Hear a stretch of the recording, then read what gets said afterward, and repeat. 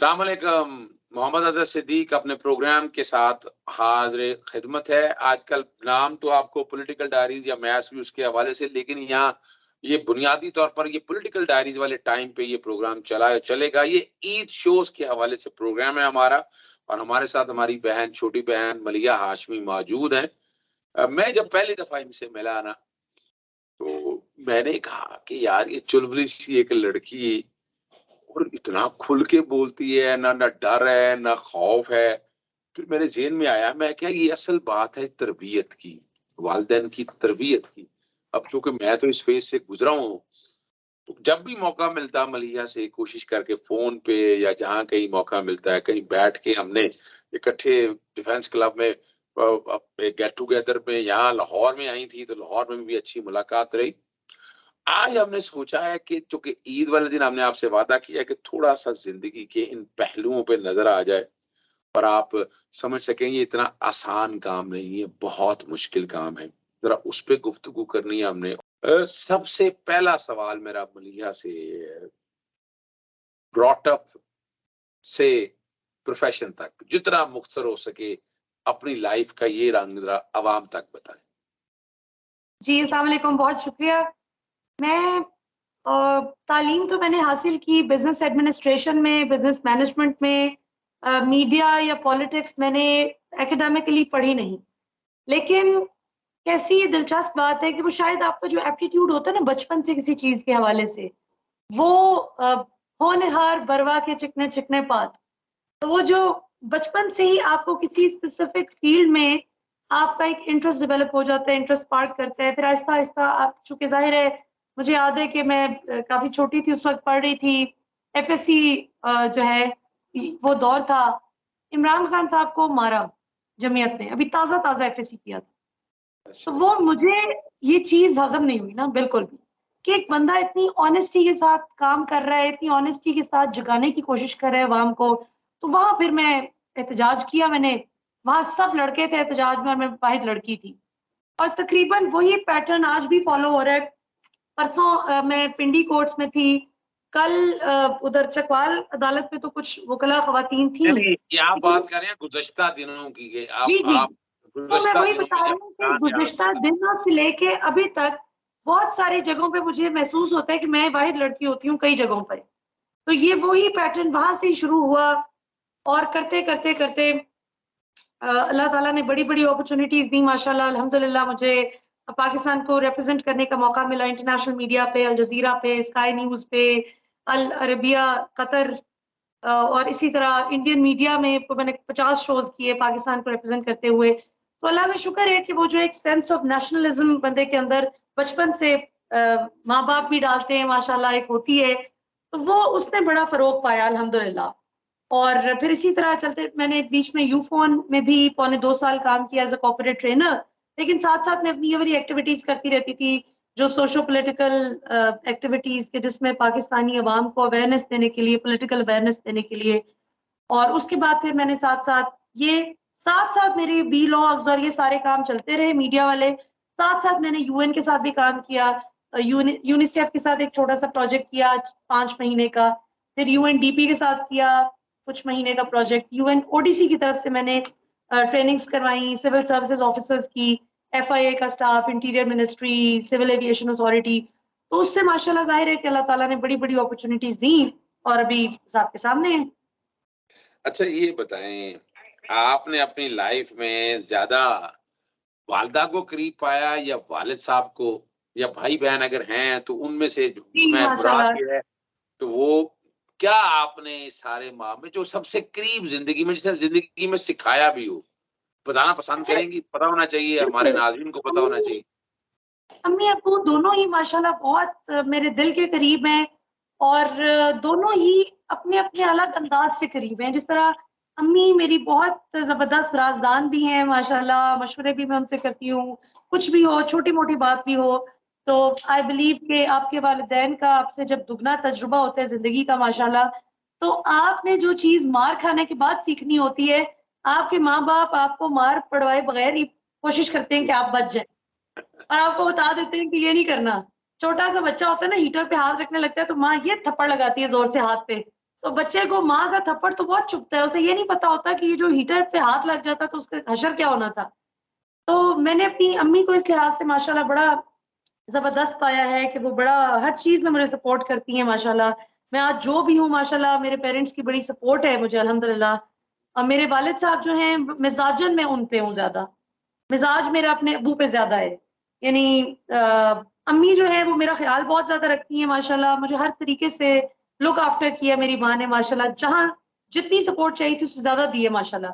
لیکن میرے والد صاحب جو ہیں انہوں نے ان سے میں نے انہیرٹ کیے ورثے میں مزاج.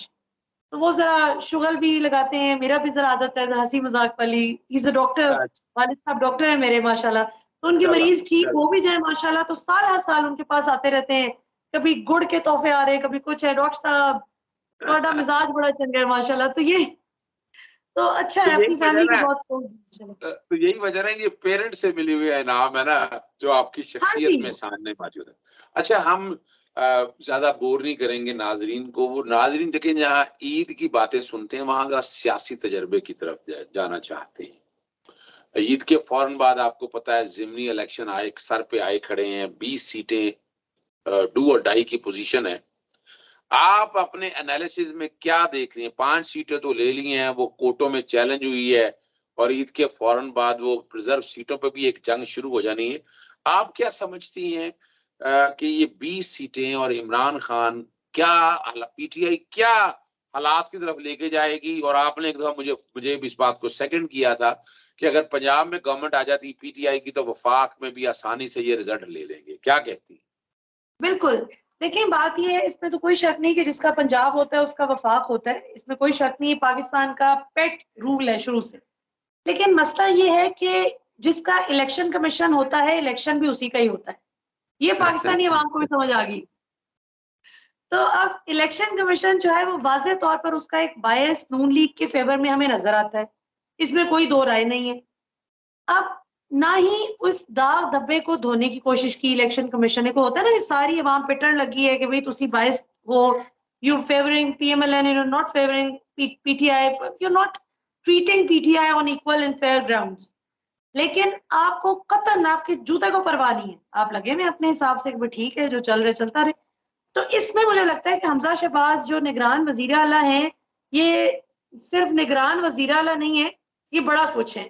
جو لوگ حکومت میں ہوئے بغیر اپوزیشن میں بیٹھ کے اداروں کو اتنا کنٹرول کر رہے تھے, تو ابھی آپ سوچیں تو یہ پی ٹی آئی کی اور کاف لیگ کی مجھے لگتا ہے کہ بڑی مس کیلکولیشن اور غلط فہمی ہے, بلکہ بے وقوفی ہے یہ سوچنا کہ جی ہم اس پہ مان گئے ہیں تو حمزہ ایسے نہیں کرے گا. وہ کیوں نہیں کرے گا؟ جن کو شرم نہیں آئی آتے ساتھ پیٹرول کی قیمتیں دیکھیں, مہنگائی, آٹا چینی دال کو کہاں سے کہاں پہنچا دی ہے, ان کو بھی اچانک سے یاد آ گیا کہ ان حلقوں میں جہاں پہ الیکشن ہو رہے ہیں وہاں پہ لوڈ شیڈنگ نہیں کرنی, وہاں پہ ترقیاتی کاموں کی ذرا کارروائی ڈالنی شروع کرنی ہے. تو یہ میرا نہیں خیال کہ فیئر انتخابات ہوں گے, میری اسیسمنٹ ہے, میرا نہیں خیال کہ فیئر انتخابات ہوں گے, کیونکہ شہباز شریف کو پتا ہے کہ ان کو فیملی کی طرف سے بھی پریشر آ رہا ہے. مریم نواز اپنی گیمیں چلا رہی ہیں, مریم نواز کو اپنی تب چڑھی ہوئی ہے کہ میں کیوں پیچھے بیٹھی رہے گی, یہ لوگ آگے نکل کے حمزہ اور شہباز شریف سارا پاکستان کنٹرول کر رہے ہیں. تو ظاہر ہے کہ اب شہباز شریف نے گھر والوں کو بھی چپ کرانا ہے, الیکشن جیت کے دکھانا ہے. پھر انہیں یہ پتا ہے کہ اگر بیٹا چلا گیا, پپو فیل ہو گیا, تو پپو کے پاپا بھی فیل ہو جائیں گے, اس لیے پپو کو بچانا بڑا ضروری ہے. تو پاپا اپنا پورا زور لگائیں گے, اور پپو نے ساری بدماشی سیکھی بھی ہے 2013 سے 18 میں جب پاپا وزیر اعلیٰ تھے, تو اس وقت پپو ہوتا تھا ڈپٹی وزیر اعلیٰ, نائب وزیر اعلیٰ. تو اس کو سارا نظام پتہ ہے. مجھے یہاں تک پتہ ہے صدیق صاحب, آپ سوچیں کہ سوشل سیکیورٹی ہسپتال جو ایک پاکستان کا مشہور ہسپتال ہے, وہاں پہ ایون نرسوں کی جو تقرریاں ہوتی تھیں, یا جو نرسوں کی یا جو آپ کی نرسز کا ڈاکٹرز کا جو روسٹرم بنتا تھا نا, ڈیوٹی روسٹرم, اس تک بھی نون لیگ حکومت کی انفلوئنس ہوتی تھی, ڈیوٹی روسٹرم تک بھی. باقی تو اسی گلاں چھڑ دیو. تو یہ this is going to be a heavily rigged election. P T I صرف ایک صورت میں الیکشن جیت سکتی ہے, اور ہو سکتا ہے 20 کی 20 سیٹیں بھی نکال جائے, چاہے مشکل حلقے ہیں چاہے آسان ہیں, اور وہ یہ ہے کہ اپنا ووٹر ٹرن آؤٹ بڑھا دے. اگر حلقے میں 70% ووٹر نکل آئے, پی ٹی آئی کا 70% ووٹر بھی نکل آیا, اور وہ ٹوٹل حلقے کی فرض کریں کہ 50% آبادی بھی بن جاتی ہے, इतनी लुटनी मची हुई और कि इतना ही वो खाला जी का घर है कि इतनी इलेक्शन रिगिंग हो जाएगी, फिर ये लाख रिगिंग करके भी हार जाएंगे। जिस तरह 2018 के इलेक्शन में आपने देखा कि बहुत सारे हलकों में लाख रिगिंग करके भी इनको मुंह की खानी पड़ी। अच्छा, प्रोग्राम के आखिरी हिस्से की तरफ चल रहे हैं। आप पाकिस्तान का फ्यूचर कैसा देख रहे हैं कि ये फासिस्ट गवर्नमेंट या ऑपरेशन रजीम चेंज की, आप तो कई चीजों की गवाह हैं, गुफ्तगू भी होती रही है कि इसके पीछे जो उनसे अनासर हैं ऑपरेशन रजीम चेंज की शक्ल में, उन्होंने अपना गोल तो अचीव कर लिया है। आप पाकिस्तान का फ्यूचर मौजूदा हालात में क्या देख रही हैं, और नाउमीदी तो नहीं नजर आती आपको भी? देखिए, मायूसी तो वैसे भी कुफ्र है, लेकिन मैं ये समझती हूँ कि पाकिस्तान में इस वक्त जो सूरत हाल है ना, वो बड़ी अजीब बन गई है। हम वो लोग थे जिन्हें लोग कहते थे जी इस्टेब्लिशमेंट के टाउट्स आ गए, ये जी फौज के नौकर आ गए, फौज के गुलाम आ गए। ਹੁਣ अल्लाह दी शान है कि ਜਿਹੜੇ हामिद मीर साहब फौज ਨੂੰ फौजियां ਦੇ ਨਾਲ ਲੈ के अटैक करते सी। अल्लाह की शान है कि वो सारे सहाफी और वो सारे इंटरनेशनल मीडिया आउटलेट्स वो हमारी फौज के सगे बनने की अदाकारी कर रहे हैं। और हम जो वाकई दिल से फौज से इतनी मोहब्बत करते हैं माशाल्लाह, नहीं नवाज शरीफ तो करप्शन और ये बदउनवानी, ये कहते हैं ना इकामा पे निकाला करप्शन पे नहीं निकाला। भाई इकामा भी तो आपने करप्शन के लिए लिया हुआ था ना, ताकि 2 नंबरी जो है वो व्हाइट कॉलर क्राइम और किसे कहते हैं। तो ये इमरान खान वजारत उज़्मा का ओहदा छोड़कर भी पाकिस्तान की फौज के खिलाफ बात नहीं कर रहा। वो किसी एक बंदे का नाम नहीं ले रहा कि जी आपने हुकूमत खत्म कराई है या आपने साजिश की है। तो इसमें मेरा ख्याल है कि पाकिस्तान की फौज को भी थोड़ा सा इस बात का एहसास करना चाहिए, टॉप मिलिट्री लीडरशिप को, कि हम सब आपसे प्यार करने वाले लोग हैं। प्लीज खुदारा अपने दोस्त और दुश्मन में फर्क समझें। ये आपके दोस्त नहीं हो सकते। आप यकीन करें अजहर सिद्दीकी साहब, आपके प्रोग्राम में मैं मजे की एक बात बताऊं, जिस वक्त मुझे और इमरान रियाज खान को ऑफर किया गया इम्पोर्टेड हुकूमत के मुसल्लत होने से 2 दिन पहले, तो मुझे उसी शाम बीबीसी उर्दू की तरफ से कॉल आई, और मैं नाम भी बता देती हूँ, उस्मान नामी उनका एम्प्लॉई था जिसने कॉल की, और उसने कहा कि मलिया आपको जो ऑफर किया गया आप किसको जिम्मेदार समझती हैं, मैं बीबीसी उर्दू से बात कर रहा हूँ। तो मुझे समझ आ गई, ये ना भी बताता बीबीसी उर्दू जो भी कहता, मैं क्यों किसी इदारे का नाम लूं। मैंने कहा जी कि मुझे तो मेरे चैनल ने फारिग किए। उन्होंने कहा जी कि आप 8 से ऑफर हैं, आप नहीं आ सकती क्योंकि आपको पता है कि वो आ रहे। उन्होंने नून लीग हुकूमत की तरफ इशारा किया जो बन रही है आगे आने वाले दिनों में। तो मैं तो नहीं गई ना। उन्होंने कहा अच्छा, तो क्या नून लीग हुकूमत इदारों से इतनी ज्यादा ताकतवर हो गई है कि अब वो फैसले कर रही है कि किसी को हटाना है, करना है। बहरहाल उन्होंने टिल का जोर लगाया, सवाल जवाब घुमा फिरा के सांप सीढ़ी खेलते रहे हम। उन्होंने लाख कोशिश की कि मैं नाम लूं फौज का, मैंने नहीं लिया। मैंने कहा जी मैंने नहीं लेना नाम, आप करें स्टोरी। अजहर सिद्दीकी साहब वो दिन जाए आज का दिन आए, दोबारा बीबीसी उर्दू ने मुझसे कभी राब्ता ही नहीं किया। क्यों? क्योंकि मैंने फौज के खिलाफ जहर नहीं उगला। देखा ना, यही मैं फौज ये क्रेडिट है आपका, ये क्रेडिट है आपका मलिया, ये सोचने वाली बात है। तो यही मैं अगर फौज पे कीचड़ उछालती, अपने पेट से कपड़ा उठा के इंसान खुद नंगा होता है। ये हमारे इदारे हमारी शारग है। तो ये हम 4 टकों के लिए 4 दिन रेटिंग लेने के लिए, मिलियंस के व्यूज लेने के लिए इस तरह की बकवास क्यों करें? अल्लाह का शुक्र है हमें सच बोल के अब मिलियंस पे व्यूज मिल जाते हैं माशाल्लाह। तो हमें क्या जरूरत है ये 2-2 टके के लोगों को खुश करने की अपने इदारों पे हमले करके। चलें जी, बहुत शुक्रिया मलिहा, थैंक्स अ लॉट। आज जरा जिंदगी में बातें होगी, फ्यूचर की बातें होगी, नाज़रीन ये सुनना चाहते हैं, इजाजत चाहते हैं जी। अस्सलाम वालेकुम, एक दफा फिर ईद मुबारक मेरी तरफ से और मलिहा की तरफ से। जुड़े रहेंगे आप लोगों के साथ, कोशिश करते रहेंगे जितना भी हो सके अपने हिस्से की शमा जलाएंगे। अस्सलाम वालेकुम, अल्लाह हाफिज, पाकिस्तान जिंदाबाद।